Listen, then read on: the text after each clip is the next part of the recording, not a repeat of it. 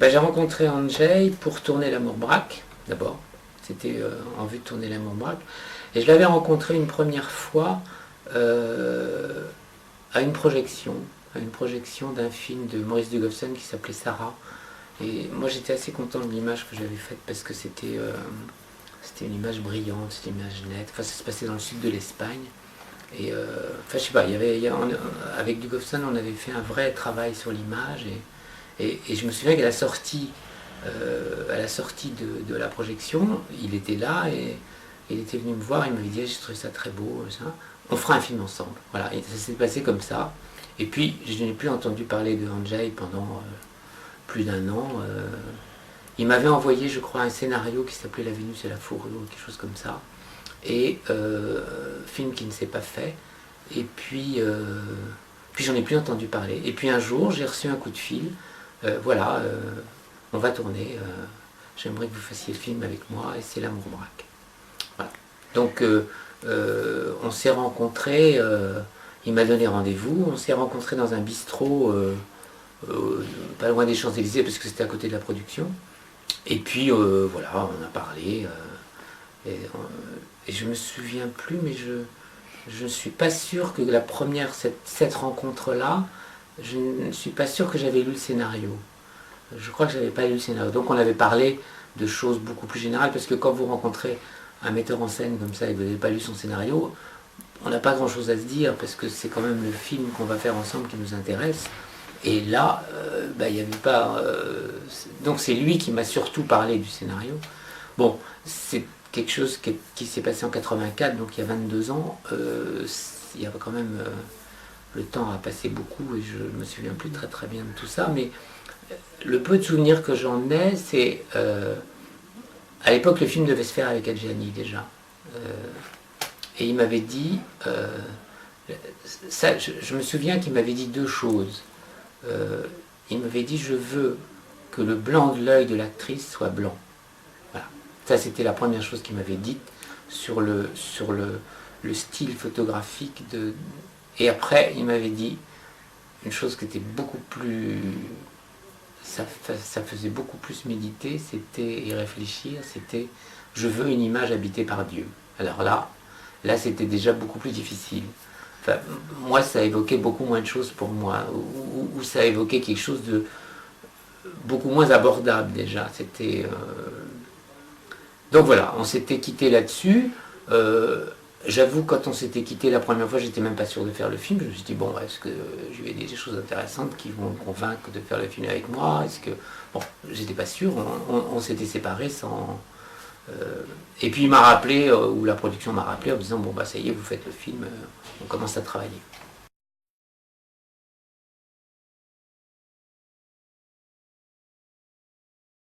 Alors, je me souviens, un jour, il m'appelle, il me dit... et il me donne rendez-vous au Fouquet's, au bar du Fouquet's.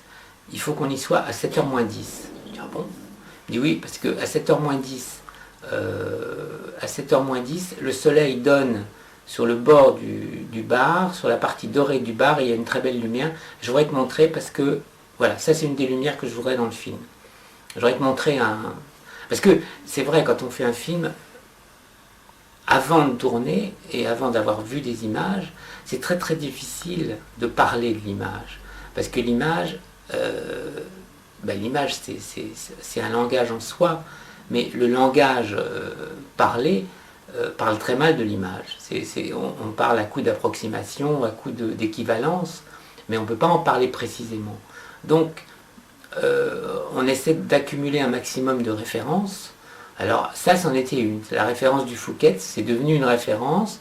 Je savais qu'il aimait bien ce genre de lumière. Moi, je me souviens, on parlait d'ambiance, de couleur générale, et je lui avais montré, je ne sais pas pourquoi, j'avais trouvé une paire de lacets dont j'aimais beaucoup la couleur, une espèce dans les bleus acier avec un tout petit peu de vert dedans, mais pas vraiment du vert, enfin une espèce de froideur qui était assez intéressante. Je lui ai montré, il me dit: ah ça j'aime beaucoup ça. Et donc on a avancé comme ça à petits pas, à petites touches. Et puis bon, on avait parlé de... Je crois qu'on a parlé un peu de peinture, mais je me suis un peu du Quattrocento, mais je me souviens plus très très bien. Enfin, on a accumulé comme ça des informations. Et puis bon, moi, j'avais beaucoup aimé les films qu'il avait fait avant, enfin ce que j'en avais vu. Donc j'étais quand même impressionné, c'était quelqu'un d'impressionnant. Et donc on a avancé comme ça jusqu'au tournage. Je me souviens qu'il y avait des problèmes de travelling qui se posaient parce qu'il voulait faire des travelling qui étaient très très bas et qu'on n'arrivait pas à trouver des chariots de travelling assez bas. Donc on en avait fait fabriquer un, une espèce de chariot avec qui était mais à 2 mm du rail, hein, de façon à avoir une position de caméra très basse. Et puis bon, on avait anticipé comme ça plein de choses. Et puis on a commencé à tourner. Et puis... Et après, le souvenir... moi j'ai beaucoup appris. J'ai beaucoup appris parce que il avait... c'était quelqu'un qui tournait, comment dire, qui tournait monté. C'est-à-dire que on sentait qu'après au montage, il n'y aurait pas de choses qui changeraient beaucoup.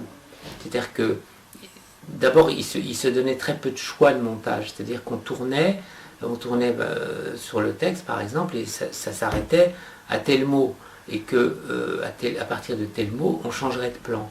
Et donc il y avait une espèce de science, il avait une espèce de science de ça.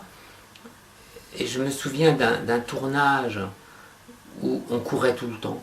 On était en travelling tout le temps et on courait, des travelling où tous les gens couraient. Et c'était des travelling au ras du sol avec des focales très très larges. Et il disait à la script, attention, le raccord c'est sur tel mot à tel endroit. Donc regarde bien exactement ce moment-là, parce que c'est sur ce mot et sur cette phrase et sur cette position que je changerai de plan. Donc regarde bien le raccord, comment ce sera. Et on faisait des espèces d'énormes travelling comme ça, ou 20 mm, ou même des fois au 16 mm, qui étaient des focales très larges, donc des angles très très larges, et il raccordait dans le plan, sur un travelling comme ça, il raccordait par un autre travelling, avec une focale beaucoup plus serrée, on passait du 20 au 75, qui veut dire qu'on passait d'un plan très très large à un gros plan cadré comme ça, donc il fallait que le raccord soit très précis. Et je me souviens, on se posait la question, mais ça va jamais raccorder. Et en fait, ça raccordait formidablement bien. Et ça lui m'a appris cette espèce de comment on fait se succéder des plans qui, a priori, ne devraient pas raccorder, qui sont contre toute la grammaire qu'on a apprise et qui en fait fonctionnent très très bien. Ça, c'est lui qui m'a appris ça et qui l'a pratiqué d'une manière absolument brillante.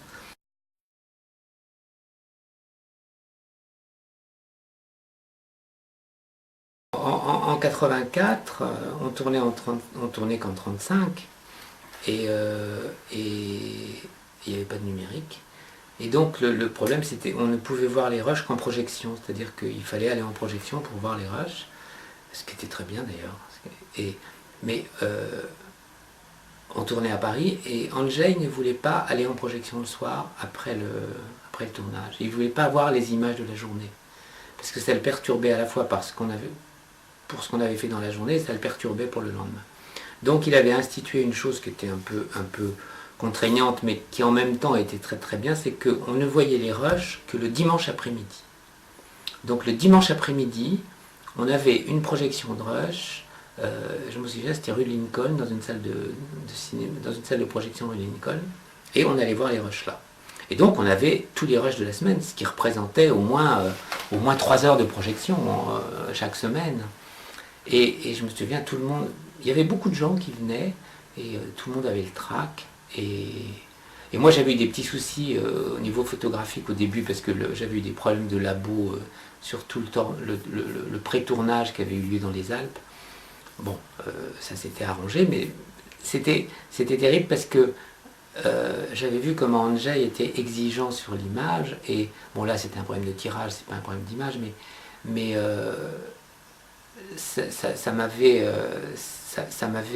éveillé un petit peu en me disant il faut faire très attention, il faut être très très rigoureux. Et donc après on voyait ces projections, et je me souviens que j'étais assis à côté de lui en projection, les acteurs étaient là très souvent, pas tous, mais Sophie ne venait pas souvent. Et, et, et c'était drôle parce qu'on voyait ces images, et je me souviens encore, il disait « Ah, ça va être un film formidable. On est en train de faire un film formidable. » Et quand il y avait un plan qui lui plaisait, il me tapait sur les cuisses. Il me tapait sur les cuisses à côté. Il me disait « Ah, on fait un film formidable. » Mais il me disait ça pas fort, mais je disais « Ah, on fait un film formidable. » Et c'était comme ça tous les dimanches. Heureusement d'ailleurs, c'était bien. Et puis après, une fois qu'on était sorti de projection, là ça devenait un petit peu plus sérieux. D'un seul coup, il y avait une espèce de petit recul sur ce qu'on venait voir. Et là, c'était très rigoureux. Ça va pas et tout. Puis ils disent aux acteurs, mais t'es très mauvais dans cette scène-là. Il va falloir être meilleur et tout. Et ils stimulaient les acteurs comme ça sur certaines scènes en leur disant qu'ils n'étaient pas très bons et que demain il allait falloir réagir et y aller et tout ça. Et je me souviens, les acteurs étaient assez... ça les touchait vraiment, parce que c'est vrai qu'un acteur à qui on dit il est mauvais, ça le touche. Donc c'est très dangereux d'ailleurs, parce que soit il devient meilleur, soit il devient pire. Et là, Andrzej avait pris le parti de les faire devenir meilleurs en leur disant qu'ils n'étaient pas très bons. Et ça, ces séances de projection du dimanche après-midi, c'était toujours... il y avait une espèce de tradition, c'était devenu une tradition très forte. Et ça a duré tout le tournage. On a vu les rushs le dimanche après-midi.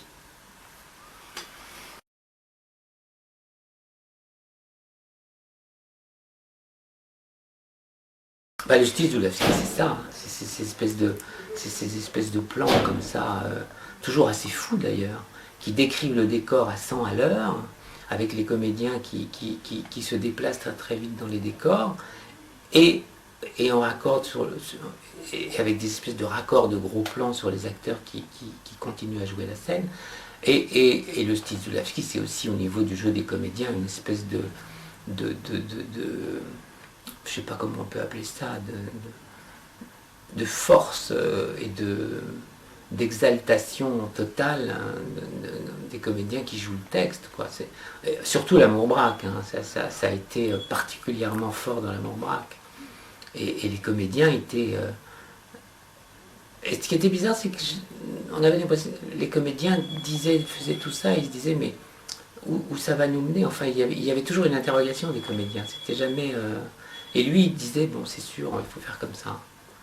Et je me souviens, c'était quelqu'un qui... Andrzej, pour le matin, quand on arrivait au tournage, lui, il arrivait toujours presque une heure avant tout le monde. Moi, j'arrivais souvent presque en même temps que lui. Mais ce qu'il voulait, c'était... Il allait dans le décor, il fallait que le décor soit prêt. Il ne voulait plus personne dans le décor. Et il marchait pendant une heure dans le décor. Il marchait dans tous les sens. Et il prenait des notes en polonais sur son scénario. Et il écrivait en polonais. Je me souviens, parce que moi je ne comprenais pas.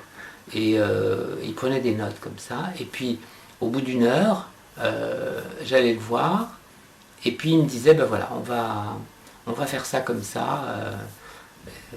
Mais c'était... Et ça c'est le propre des grands metteurs en scène. J'ai remarqué quand on tourne avec des grands metteurs en scène, ce sont toujours des gens qui sont très à l'écoute.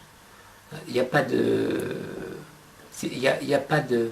Alors qu'on aurait pu croire comme ça qu'il y avait une espèce de dictature de la mise en scène, c'était pas du tout le cas. C'était quelqu'un qui était très, très à l'écoute et on pouvait lui dire des choses. Et comme tous les grands metteurs en scène, la réaction des grands metteurs en scène quand on leur propose des choses, alors il y a ceux qui le disent et ceux qui ne le disent pas, mais ils disent, moi si c'est bien, je prends. Hein. Et puis après, il n'y a pas d'ego là-dedans, il n'y a pas... on n'a pas à revendiquer quoi que ce soit. Je veux dire, quand on propose un truc à un metteur en scène, c'est pas pour dire après c'est moi qui ai eu l'idée. Je veux dire, bon, tout ça, ça englobe dans le film qu'on est en train de tourner, et puis après, bah, c'est englobé, et puis c'est fini, il n'y a plus d'origine de tout ça. Puis c'est très bien, parce qu'on est là pour ça. On n'est pas là pour avoir des idées, et puis dire c'est mon idée. C'est pas ça qu'on attend de nous, et puis ce serait pas bien de toute façon. Donc ça se passait comme ça. C'était quelqu'un qui marchait beaucoup dans le décor, il s'imprégnait complètement du décor en fait, en marchant comme ça dedans. Il s'imprégnait du décor complètement en ce sens que il allait dans tous les axes et il portait sur le décor tous les regards différents qu'on pouvait porter sur un décor. Enfin moi je l'ai compris comme ça, hein, et je pense que c'est ça l'explication. En tout cas ça se passait tous les jours de la même façon. Et tout le film s'est passé comme ça. Et c'était quelqu'un qui... il avait besoin de... Par exemple, pour dire moteur, il avait besoin d'hurler. C'était pas quelqu'un qui... D'abord, il disait pas moteur, il disait caméra. Je m'en souviens très très bien. 20 ans après, j'ai encore le caméra dans l'oreille. Et il disait ça. Il avait besoin qu'il y ait une espèce d'énergie qui sorte au moment où il disait caméra. Et ça se passait toujours comme ça. Et à ce moment-là, ça démarrait. Ça démarrait très très vite. Il fallait pas attendre. Il fallait pas qu'il y ait de moment entre il fallait pas qu'il y ait de temps mort entre le moment où il disait caméra et le plan partait, quoi. C'était instantané. Il fallait que toute cette énergie-là soit dégagée d'un seul coup.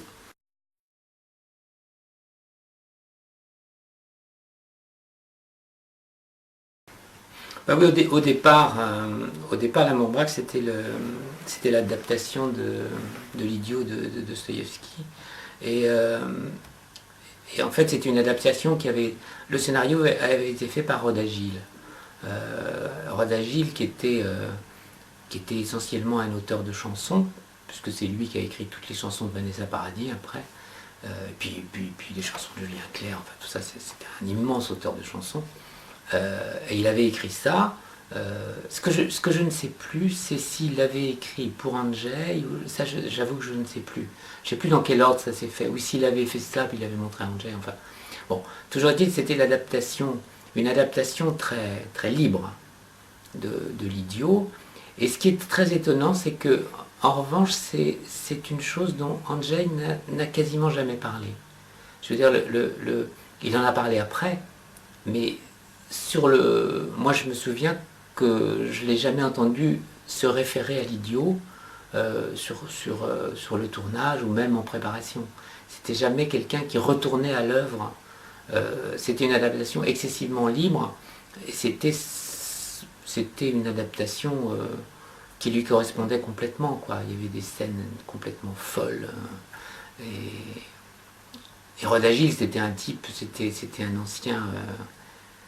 il sortait d'une famille d'anarchistes espagnols. Son père était un grand anarchiste espagnol.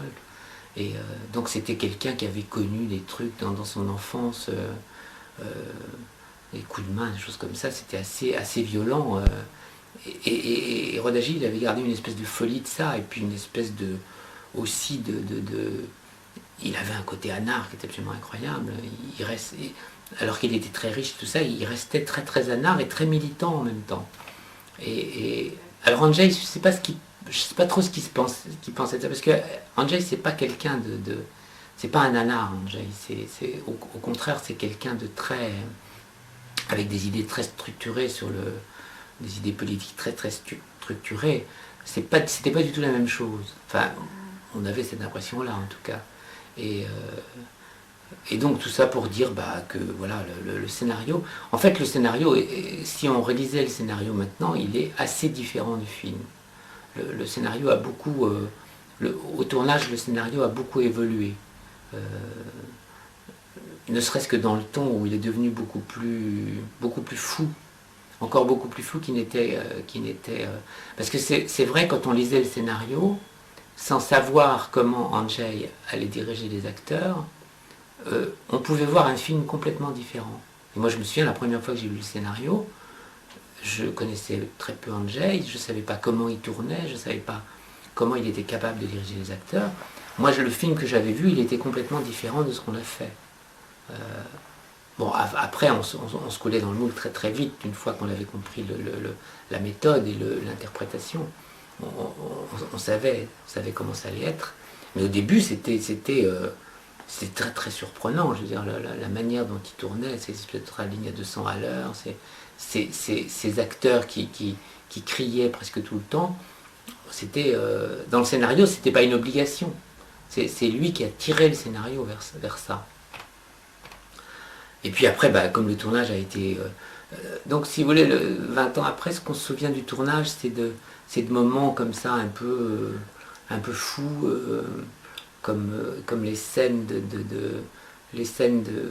Sophie dans cette espèce de bâtiment incroyable qu'on avait tourné à Créteil, qui était le bâtiment des archives, qui était en fait un bâtiment de 10 étages qui était destiné à être rempli par des archives et qu'on remplissait au fur et à mesure. On remplissait un étage et on construisait l'étage suivant et tout ça. Et quand on y avait tourné, on devait être au 2e et 3e étage, si bien qu'il y avait 10 étages vides au-dessus. C'était assez impressionnant. Et là, il y avait une espèce de scène de folie encore où Angèle poussait Sophie, je me souviens, il l'avait quasiment mise à bout presque, et ça il faisait souvent ça, c'était une espèce il poussait les acteurs au bout du plan et au bout d'eux-mêmes en fait, toujours. Et donc je me souviens de scènes comme ça, et très souvent il leur disait qu'ils étaient mauvais en plus. Il leur disait qu'ils étaient mauvais pour qu'ils soient encore meilleurs la prise d'après. Ça c'était très étonnant.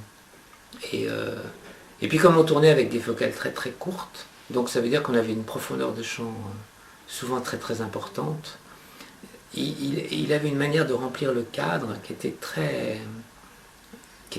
formidable d'ailleurs, parce que on avait toujours un gros plan, très souvent. Moi je me souviens de plans avec Sophie au premier plan, et Sophie, quand il la mettait au premier plan, il la mettait à ça du pare-soleil. Enfin, c'était très très près. C'était des gros plans avec une espèce de présence, parce que c'était pas des gros plans comme on tournait d'habitude, quoi. C'était des gros plans qui remplissaient le cadre. Et puis derrière, il y avait toujours une espèce de contrepartie au gros plan, avec un arrière-plan, mais qui était toujours très très important. Et c'est vrai qu'il disait, il parlait des 3 petits cochons.